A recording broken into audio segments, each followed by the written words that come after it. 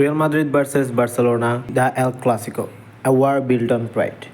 এই ম্যাচ অনেক কিছু হইতে পারে, বাট অ্যাট দি এন্ড তারাই জিততে পারে এই ম্যাচ, যারা এই ম্যাচের চাপটা সামলাইতে পারবে। লাস্ট দুইটা এল ক্লাসিকোর কথা যদি আমরা বলি, তাহলে ফার্স্ট ম্যাচে রিয়াল মাদ্রিদ 5-2 হারছে বার্সেলোনার থেকে, এবং সেকেন্ড ম্যাচেও হারছে, তাও 4-0-তে। এই সিজনে রিয়াল মাদ্রিদ লা লিগাতেও পিছিয়ে আছে এবং চ্যাম্পিয়ন্স লিগ থেকে তো বাদও পড়ে গেছে। সো রিয়াল মাদ্রিদ অবভিয়াসলি একটু ব্যাকফুট আছে, but this is El Clasico, it doesn't care about rankings.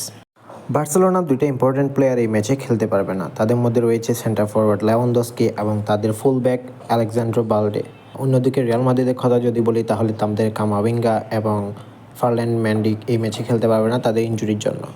বোঝাই যাচ্ছে দুই দলের জন্য এটি একটা টাফ ম্যাচ হবে, বাট এই সিজন রিয়াল মাদ্রিদ খারাপ খেলার কারণে তারা চাইবে কোনো রকম একটি ট্রফি নিয়ে সিজনটা শেষ করার জন্য। বাট অন্যদিকে বার্সেলোনা রয়েছে ট্র্যাভেল জেতার সুযোগ, তাই বার্সেলোনা চাইবে তাদের 100% দিয়ে ম্যাচটা জেতার জন্য, যাতে তারা ট্র্যাভেল জেতার পর তারা এক ধাপ এগিয়ে যায়।